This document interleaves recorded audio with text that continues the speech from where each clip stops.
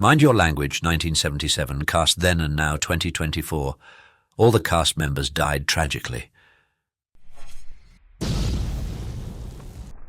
Brace yourselves as we dive into the astounding world of Mind Your Language, a beloved classic that took the world by storm in 1977.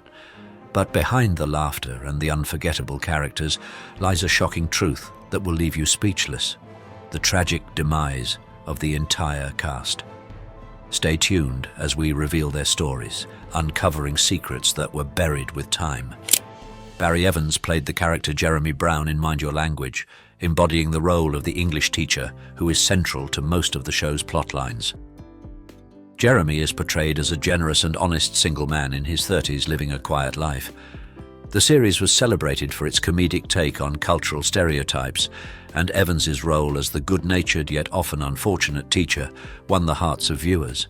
Following his success on Mind Your Language, Evans continued his acting career in television and theatre, with appearances in TV shows such as The Whackers and Doctor in Charge, along with roles in theatrical productions.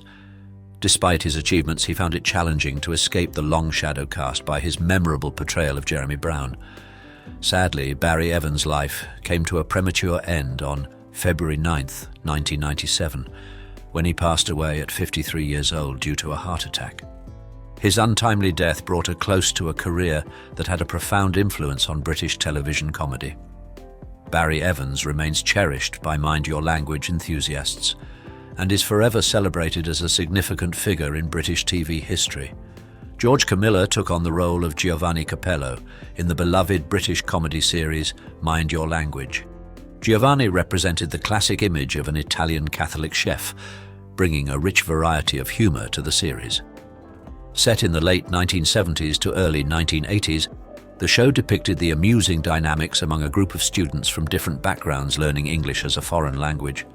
Giovanni's character contributed humorously to the show with his vibrant and spirited nature. Beyond his work in Mind Your Language, George Camilla engaged in a range of roles across television and film throughout his career. He continued to be active in the world of entertainment, lending his talents to various projects. He is still cherished as a prominent figure in the realm of British television and entertainment. Jackie Harding took on the role of Anna Schmidt in the classic British sitcom Mind Your Language. Anna is characterized as a typical German working as an au pair, her introduction playfully nodding to the notion of German precision. This aspect of her personality is consistently demonstrated as she approaches her studies with diligence and seriousness. Becky Harding is a celebrated actress, acclaimed for her remarkable roles in iconic movies such as Big Trip and Catherine Mansfield The Lady Vanishes, 1979. Her adaptability and skill are evident in the wide range of characters she has brought to life on the screen. Among her notable performances are Frida Lawrence in The Picture of Dorian Gray, Miss Miller in the Jane Eyre adaptation, and Lucas's secretary in Take 3 Women. Jackie's capacity to infuse complexity and genuineness into her varied roles has garnered her esteem in the film industry. Zara Nutley took up the character Dolores Courtney in the series. Miss Courtney is portrayed as the stern and pompous headmistress of the school, harboring a stark disdain for men and championing the notion that women are superior, clearly favoring female teaching staff. At the onset of her career, Sarah Nutley was deeply engaged in amateur theatre and later became a part of repertory theatre in the 1950s. She invested her efforts in studying drama and went on to teach it at the Florence Moore Drama School, located in Hull, Sussex. Up until 1977, she was known by various names such as Sarah Zara or Sarah Jaber in her credits. A noteworthy participation in television for Nutley was in the last 3 seasons of Never the Twain, 1981 to 1991, portraying the roles of Donald Sinden and Eleanor. Sarah Nutley departed this life at the age of 92 in Northfield, East Sussex, on October 9, 2016. Ricardo Montes stepped into the role of Juan Cervantes in the series, embodying a jovial Spanish Catholic bartender characterized by his unyielding optimism, often laughing at his own missteps and circumstances. His confidence shone through, even when his answers missed the mark. He embarked on his entertainment career with a keen focus on acting, quickly becoming noted for his adaptable approach. Beyond his memorable part in Mind Your Language, Montez carved out a lengthy career with roles in a plethora of films and television programs. His endearing and humorous depiction of Juan has left an enduring imprint on the show's fans. If you like this video, please leave a number 9 in the comments below. Albert Moses was a gifted actor who brought to life the character Ranjit Singh in the beloved television sitcom Mind Your Language. Ranjit, a dedicated Sikh from Punjab, India, held a job with the London Underground. In the show's first episode, a humorous misunderstanding occurs when Mr. Brown, the English teacher, confuses him for being Pakistani and suggests he sit next to Ali Nadeem, a character hailing from Pakistan. Beyond his work in Mind Your Language, Moses featured in several other prominent projects. He made an appearance in the 1977 James Bond movie The Spy Who Loved Me, and took roles in esteemed television shows such as Doctor Who and Under the Town. Moses' ability to embody a diverse array of characters showcased his wide-ranging talent. He devoted several decades to the entertainment world, making a significant mark on British television with his engaging and charismatic performances. Albert Moses left this world on September 15, 2017, at the venerable age of 80. Robert Lee took on the role of Taro Nagazumi during the initial seasons of the television sitcom Mind Your Language. In the show, Taro Nagazumi serves as a Japanese electronics executive overseeing the London division of the fictitious Japan-based Bushido Electronics Company. Subsequently, he found employment at a Chinese restaurant and later a Japanese restaurant, until his peers encouraged him to embark on an acting career in 1944. Over the decades of the 1960s, 1970s, and 1980s, Lee secured various supporting roles in both film and television. He became a go-to actor for roles requiring an East Asian portrayal. Among his cinematic works are appearances in You Only Live Twice, 1967, and Half Moon Street, 1986, along with TV shows like The Avengers, The Chinese Detective, and The Bill. Robert Lee remained unmarried throughout his life, once explaining in a 1984 interview that he viewed marriage as carrying too much responsibility. He lived in a flat in Hampstead, North London, and after battling declining health for 2 years, he died on December 1, 1986, at the age of 73. Deborah Malikian brought to life the character Maximilian Andrea Archimedes Papandreou in the first 3 series of Mind Your Language. Commonly referred to as Max, he portrays a quintessential Greek employee working at a shipping agency originating from Athens. His frequent interactions with Giovanni lend a comedic aspect to the series, enhancing its humor. Throughout his career, Malikian has taken up roles in a diverse array of films, television series, and stage productions. Beyond his participation in Mind Your Language, he has been featured in a variety of other television shows and movies. One of his standout film appearances was in Indiana Jones and the Last Crusade, where he played Kazim, a member of the Brotherhood of the Cruciform Sword, marking one of his most remarkable roles. 2 years subsequent, he appeared in Exodus: Gods and Kings, an epic film directed by Ridley Scott, based on the Book of Exodus, portraying the character Jethro. In the same time frame, he was cast in the internationally co-produced drama The Cut, acting alongside notable performers such as Tahar Rahim and Simon Abkarian. In 2016, Malikian featured in the historical drama The Promise, set during the twilight years of the Ottoman Empire, touching on a critical historical moment. Throughout these roles, Malikian consistently demonstrated his broad acting skills, contributing to an array of engaging and dramatic storylines. Jamila Massey took on the role of Jamila Rancho in the sitcom. In the show's initial series, she depicted a traditional Indian housewife from Shimla. Her mastery of English was significantly limited at the start of the series. In the mid-1990s, Jamila Massey achieved one of her career goals by landing a regular role as Usha in The Archers, a long-standing radio drama that focuses on the day-to-day happenings in a rural community. Interestingly, she was the second actress to play this part. Despite initially being approached for the role, she had to pass up the audition because of other commitments at the time. Fortunately, the opportunity presented itself again a year later, when the character needed to be recast and she was selected to take on the character. In 1997, Massey made her mark on the popular BBC soap opera EastEnders as Neelam Kapoor, the authoritative mother of market trader Sanjay, portrayed by Deepak Varma. Her contribution brought complexity to the Kapoor family saga in the storyline, where she continued to appear until 1998. Jamila Massey's artistic journey spanned more than just television. She lent her skills to a multitude of projects such as Arabian Nights, 2000, Adrian Mole, The Cappuccino Years, 2001, Perfect World, 2001, and Chicken Tikka Masala, 2005. Beyond her professional ventures in acting, Jamila Massey and her spouse, the esteemed writer and poet Reginald Massey, resided in Llanmilos, Wales.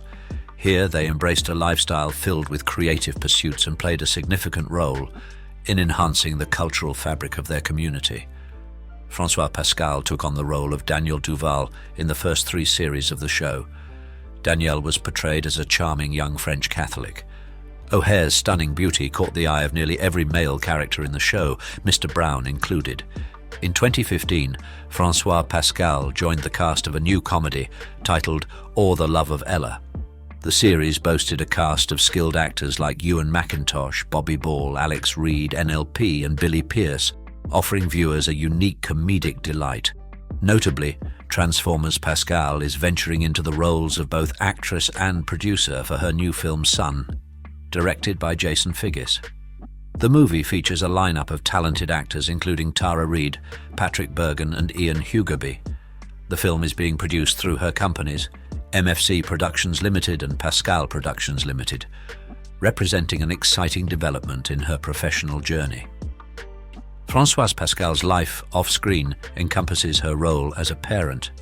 She is the mother to Nicholas Johnson, with their family narrative intertwining with that of actor Richard Keith Johnson. In December 2012, Françoise Pascal appeared on the ITV1 show Storage Orders. In the program, she faced the challenge of organizing and auctioning off several of her cherished possessions that had been tucked away in storage for an extended period. If you like this video, please leave a number 9 in the comments below. Shafiq was deeply immersed in amateur theatre while living in Dhaka. Upon moving to England in 1958, he pursued his passion for acting further by enrolling in the Guildhall School of Music and Drama. One of his significant television roles was on the BBC comedy It Ain't Half Hot Mum, a series crafted by Jimmy Perry and David Croft, who were also behind the beloved Dad's Army. Set during World War II in British India, the series centred around the antics and adventures of a concert party group affiliated with the Royal Artillery, running on BBC from 1974 to 1981. Windsor Davies starred as the Staff Sergeant Major in charge of the concert party's accommodations in Deolali, Bombay Presidency. Beyond his professional accomplishments, details about Dino Shafiq's personal life and broader career in entertainment remain less known. He died on September 10, 1984, at the age of 54. Pick Lim took on the character of Chung Soo Lee in the series, embodying a character steeped in stereotypes as a Chinese communist woman. Within the storyline, she served as a secretary at the Chinese embassy. The hallmark of Chung Soo's character was her staunch adherence to Mao Zedong's teachings, prominently symbolized by her constant companion, the Little Red Book of Mao, from which she often recited. In 1964, Pick Lim graced the hospital drama Emergency Ward 10 Inches as a Nurse. During her tenure on the series, she met scriptwriter Dawn, leading to their marriage in 1968. This partnership blessed them with a daughter, Sarah Putin, who also pursued acting, continuing the family's artistic legacy. Intriguingly, both Pick Lim and her daughter Sarah had the chance to play roles that mirrored their real-life relationship in the production of 3,000 Triple Threats. Aside from this, Zira, another family member, ventured into acting, making an appearance in the Doctor Who spin-off The Sarah Jane Adventures within the episode The Curse of Clyde Langer. Pick Lim's acting repertoire included roles that demanded she adopt an exaggerated, stereotypical Chinese accent, showcasing her adaptability as an actress. Outside her television roles, Pick Lim also made her mark in the gaming industry, with her distinctive voice serving as the narrator for the Dark Souls series, thereby expanding the scope of her career into the realm of video games. Anna Bergman portrayed the character of Ingrid Svensson in the 2nd and 4th series of the show. Ingrid, portrayed as a Swedish au pair, made her series debut at the commencement of the 2nd season. Her notable beauty was complemented by her candid nature, especially in expressing her romantic feelings towards Mr. Brown. During the late 1970s, Bergman's acting endeavours mainly encompassed her participation in numerous British sex comedies. She was cast as the lead in Penelope Pulls It Off, 1975. Her filmography during this period also includes Adventures of a Taxi Driver, 1976, Mind Games, 1976, Come Play With Me, 1977, and What's Up Superdoc, 1978. A highlight of her career was her role as Penny in the 1977 sex comedy The Sign of Scorpio, known in Denmark as Emily or Emmanuel, and its sequel, Pigeon 69 Inches in The Sign of Sagittarius, alternatively titled Morganish Blue in 1978. Bergman's involvement in these films distinctly shaped her acting career. Tommy Godfrey brought to life the character of Sidney, who fulfilled the role of the school caretaker. Sidney, characterized by his tough Cockney demeanor, often incorporated rhyming slang into his conversations. Despite being in his 60s, he was commonly referred to as Sid, except by Miss Courtney, who opted for his full name. Godfrey embarked on his acting journey in the mid-20th century, making significant contributions with his versatile talents across his acting career.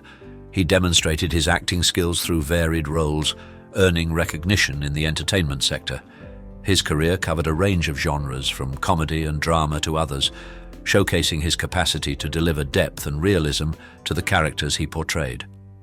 Highly respected by audiences and peers alike for his dedication and skill, Godfrey's roles across film and television captivated viewers, marking his enduring legacy in the entertainment industry. We've journeyed through the rich tapestry of Mind Your Language, exploring the lives and legacies of its beloved characters and the talented actors who brought them to life.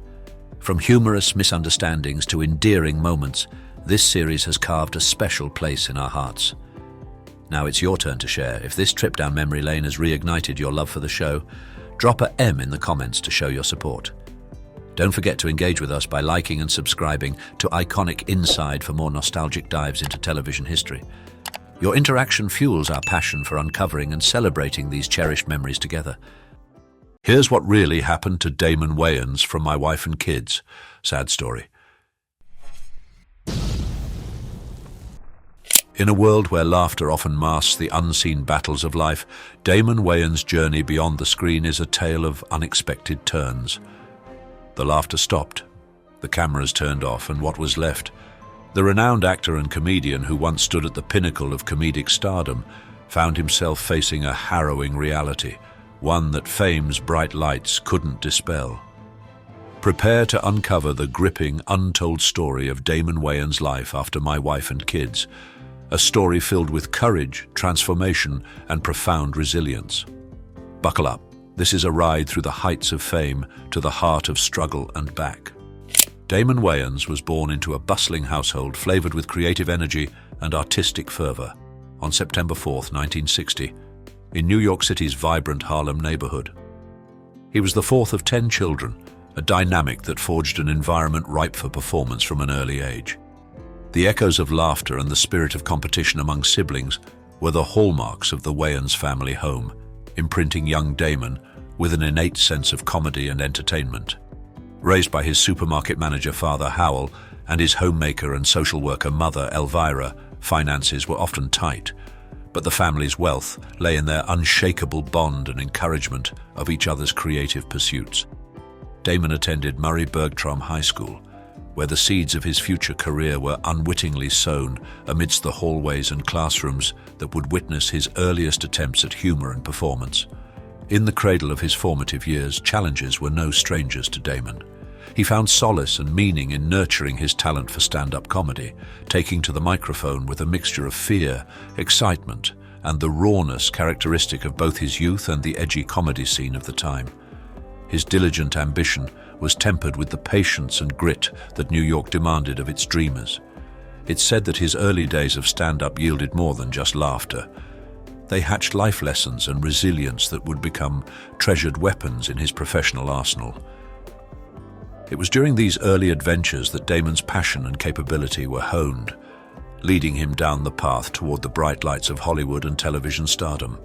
But before that ascent could take place, he worked as a briefcase-toting messenger. a job far removed from the flashing cameras and cheering audiences of his future. Nevertheless, these humble beginnings were but the prelude to a symphony of success that would resonate throughout his life. The laughter that filled the Wayans home didn't just cultivate Damon's comedic talent, it sowed seeds across the family, cultivating a dynasty of entertainers, including Keenan Ivory, Marlon, Sean, and Kim Wayans. It was an environment that, while challenging, was ultimately instrumental in shaping the performer and the man Damon would become.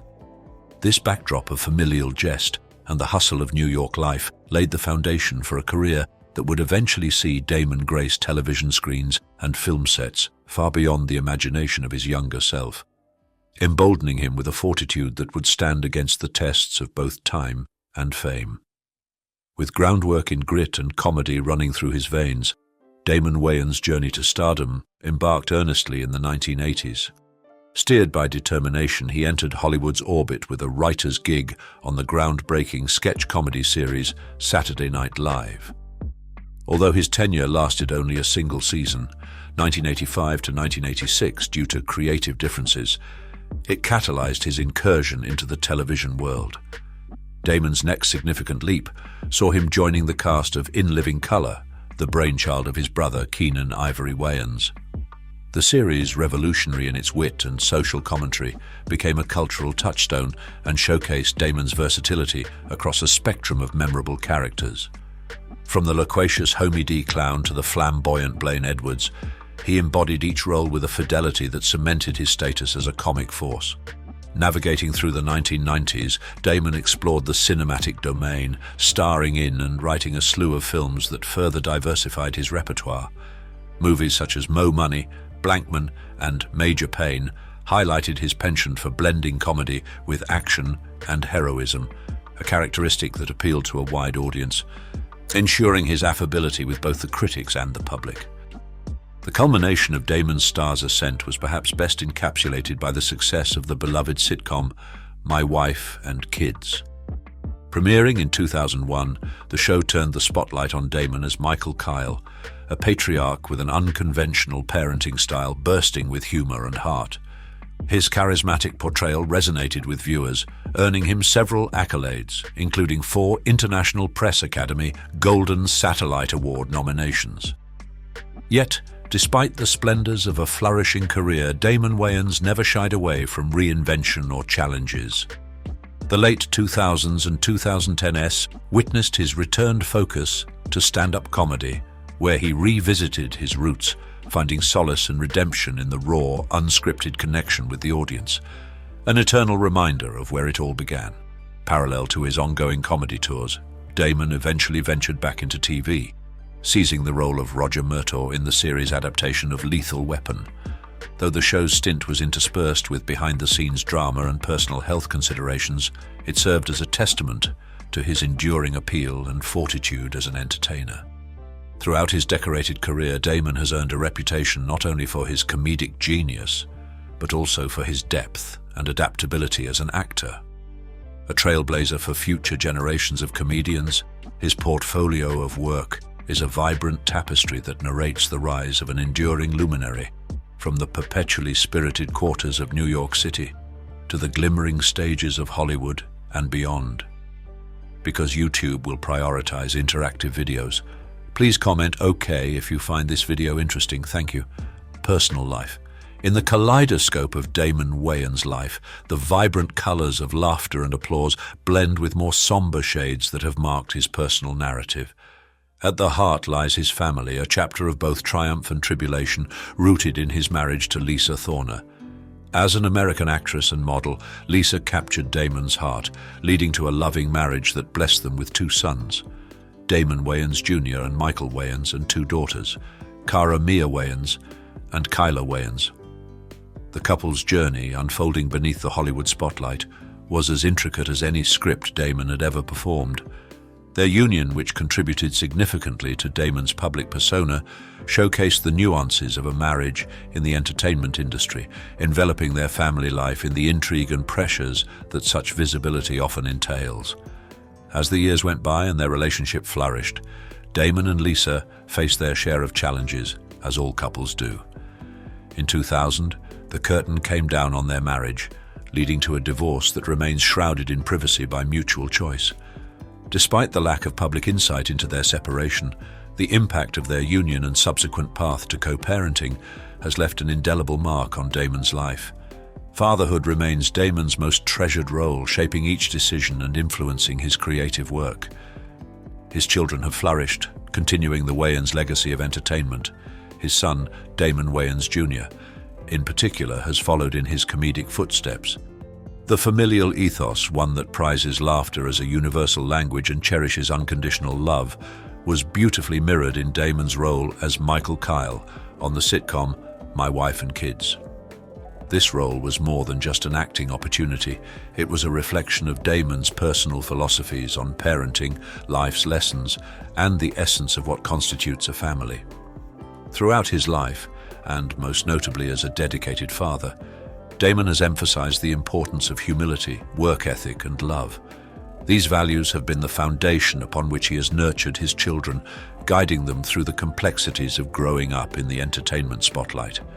Their own pursuits within the industry are a testament to Damon's influence and the solid, creative roots from which they have sprung. Romance for Damon has been a journey painted with both the strokes of joy and the inevitable touch of heartache.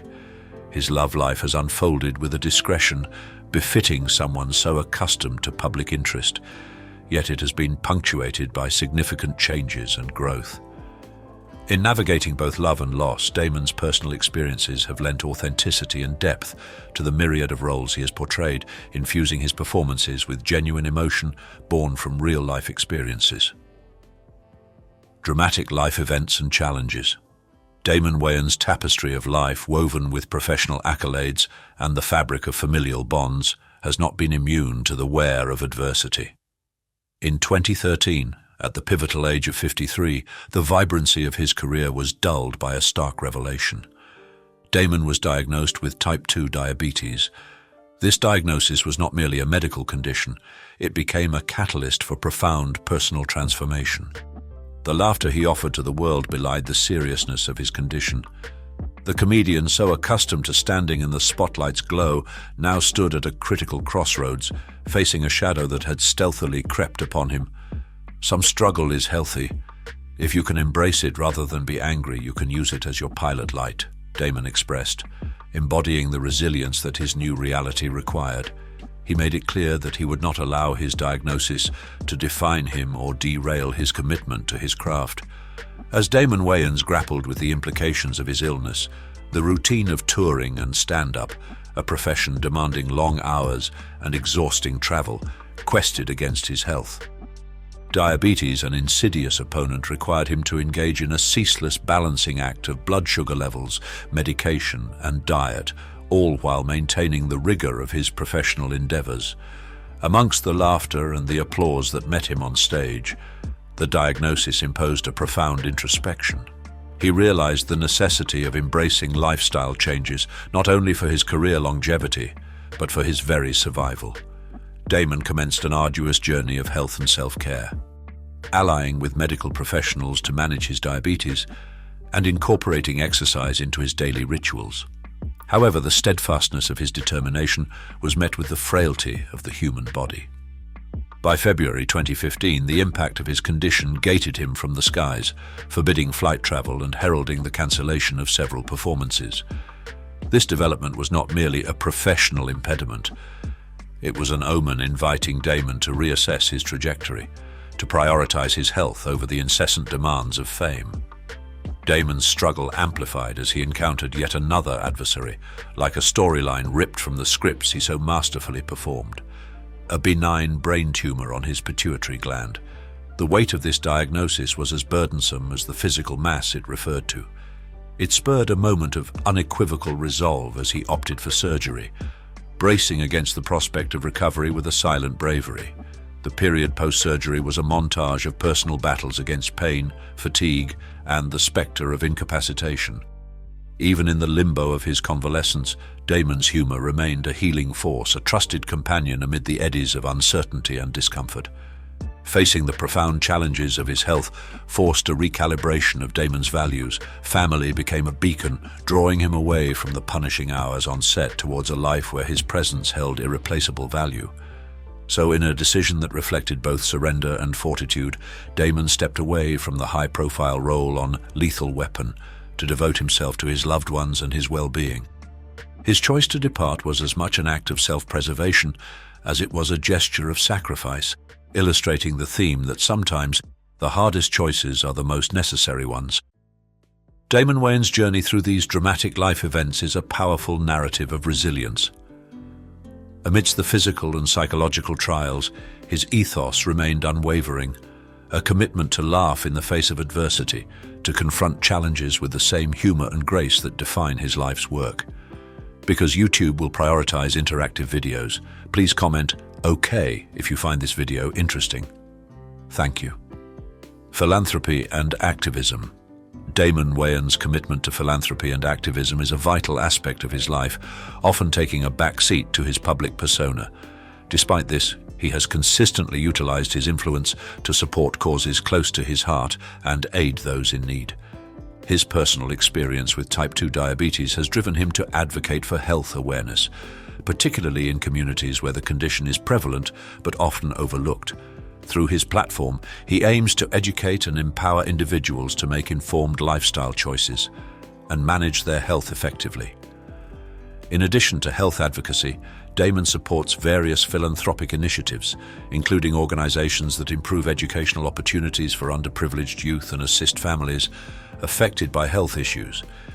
He believes that success comes with a responsibility to give back and uplift others, and he embraces this role with dedication and humility.